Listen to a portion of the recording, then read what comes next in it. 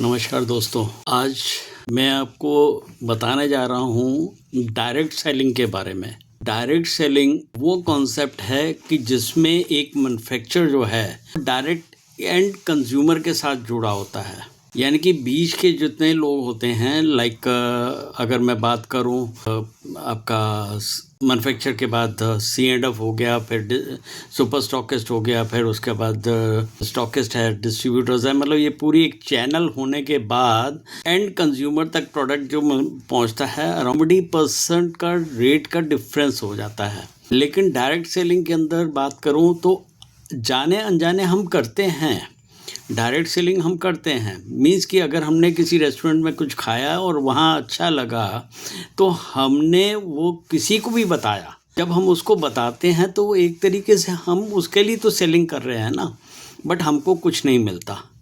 तो direct selling का concept जो है वो एंड कंज्यूमर के साथ कंपनी को, मैन्युफैक्चरर को डायरेक्ट जो है जोड़ता है सबसे पहले। तो आप ये मान के चलिए कि इसका बेनिफिट जो है बीच का, जो बाकी लोगों को पहले मिलता था वो अब एंड कंज्यूमर को मिलता है।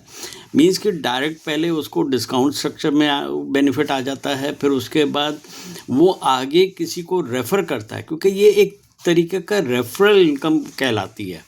आप उसको रेफ़र करेंगे तो रेफ़र जब करते हैं तो आपको इनकम आती है। तो डायरेक्ट सेलिंग उसको हम कहते हैं। और वही चीज़, वही कॉन्सेप्ट इतना इस समय इंडिया के अंदर भी स्प्रेड आउट, पहले बाहर की कंट्रीज़ में तो काफ़ी टाइम से चल रहा था, लेकिन इंडिया के अंदर अब इसको लीगलाइज भी कर दिया गया है। लेकिन अब इसमें मैं जो बात कहने जा रहा हूँ वो कुछ इस टाइप की है कि एक्चुअल में डायरेक्ट सेलिंग है किसके लिए, कौन लोग कर सकते हैं। बात आप समझिए इसको कि डायरेक्ट सेलिंग है एक्चुअल में किसके लिए।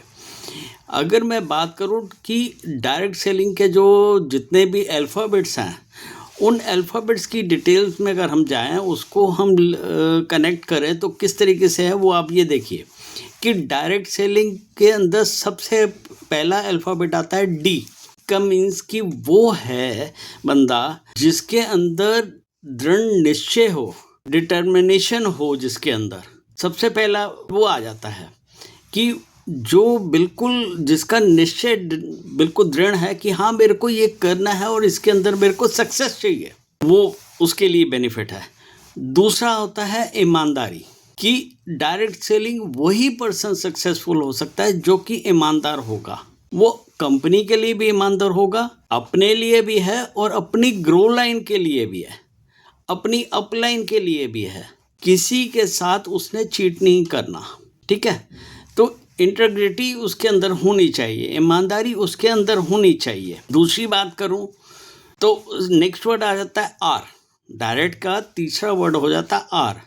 आर का मतलब है कि रिलेशनशिप, यानी कि उसके अंदर इस टाइप से होना चाहिए कि वो रिलेशंस डेवलप कर सके लोगों के साथ। उसके अंदर इतना मादा होना चाहिए, इतना उसके अंदर नॉलेज होना चाहिए, इतना सेंस होना चाहिए कि लोगों के साथ रिलेशन कैसे डेवलप करने हैं, कैसे रिलेशन मेंटेन करने हैं। उसके बाद मैं बात करूं तो एम्पावरमेंट, ठीक है। यानी कि उसके अंदर मतलब वो अपने को तो वो जो है डेवलप कर रहा है, अपने आप को तो बढ़ा रहा है, लेकिन साथ के साथ ही उसने अपनी टीम को भी बढ़ाने में उसके पास शक्ति होनी चाहिए कि वो अपनी टीम को भी सपोर्ट कर सके और उसको आगे लेके चल सके।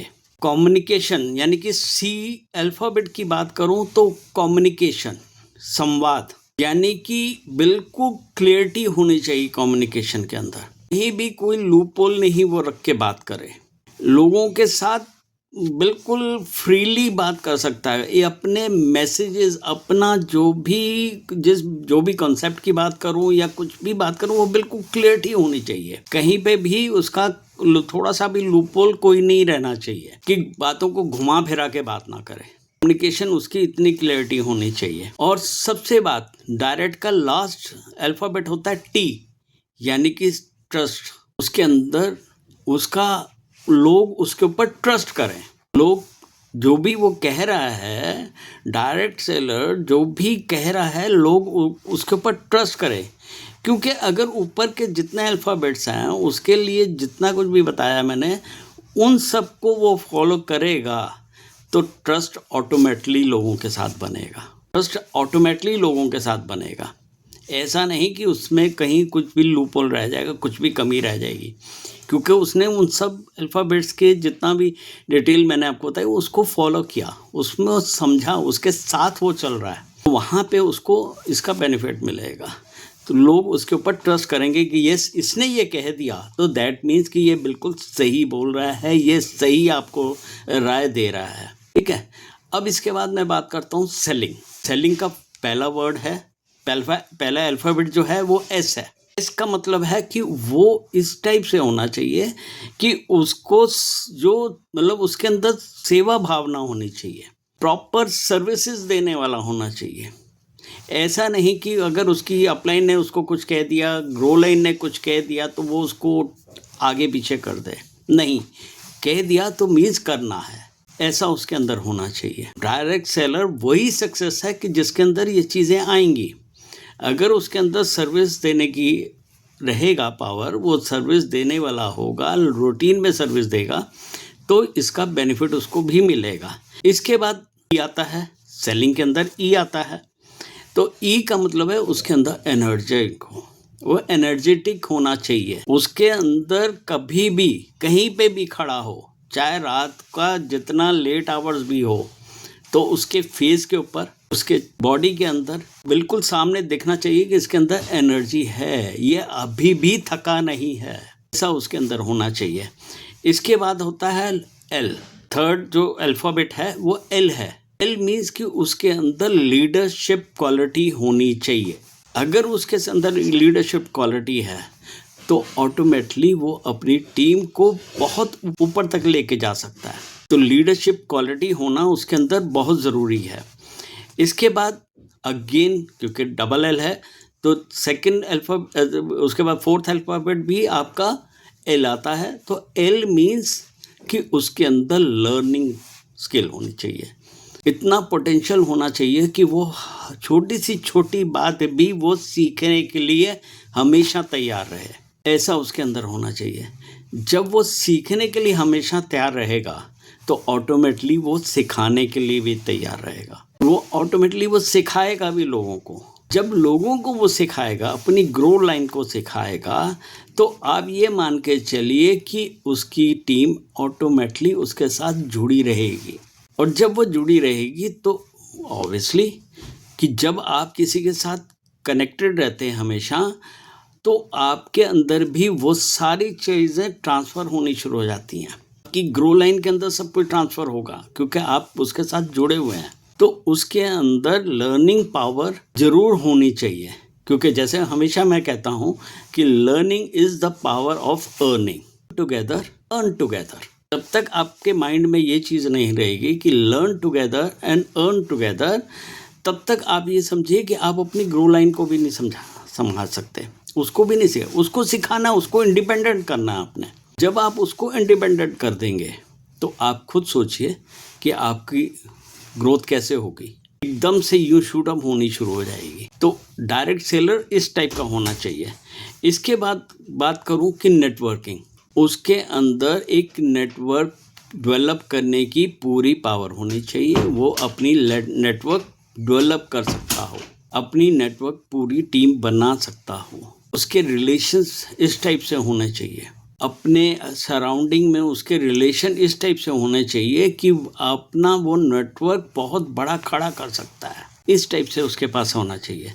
जब ये सारे अल्फ़ाबेट्स जो मैंने डायरेक्ट के बताया, DIRECT डायरेक्ट, SELLIN, यहाँ तक के सारे अल्फ़ाबेट्स को जब आपने पूरी तरह अपने अंदर इम्प्लीमेंट कर दिया, एक डायरेक्ट सेलर ने अपने अंदर इसको पूरा क्या कहते हैं ना, इसको निचोड़ को पी लिया, एक तरीके से इसको पूरी तरह अपने अंदर इसको ले लिया, तो लास्ट वर्ड आता है जी। ऑब्वियसली जब सब कुछ आपके पास हो गया, सब कुछ आप कर सकते हैं, सब कुछ आपके अंदर आ गया, तो लास्ट वर्ड जी मीन्स ग्रोथ।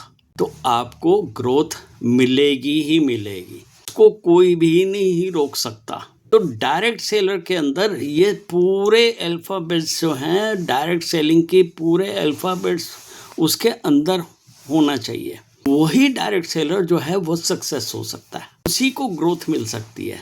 तो आपको हर एक डायरेक्ट सेलर को इस टाइप के अपने अंदर होना करना चाहिए, एक एक अल्फ़ाबेट को अंदर ले जाए कि मैं इस तरीके से बनूंगा, मैं ये करूंगा, ऐसा नहीं कि मैं ये नहीं करूंगा, मैं ये करूंगा और मैं इस तरीके से अपनी ग्रो लाइन को बनाऊंगा। जब हम इस तरीके से करना शुरू कर देंगे तो ऑटोमेटिकली हमको ग्रोथ मिलेगी, हमको सक्सेस मिलेगी, हमको ग्रोथ और सक्सेस दोनों मिलेंगी और कोई भी उसको रोक नहीं सकता। तो इसलिए मेरा आज जो आपको सिर्फ कहना है कि डायरेक्ट सेलर को इस तरीके से होना चाहिए। अगर वो नहीं है तो अपने आप को इस तरीके से वो मोल्ड कर ले और वही डायरेक्ट सेलर सक्सेस हो सकता है। तो आशा करता हूँ कि आपको कुछ ना कुछ सीखने को मिलेगा। अगली वीडियो के साथ फिर मैं हाजिर होऊंगा। Thank you.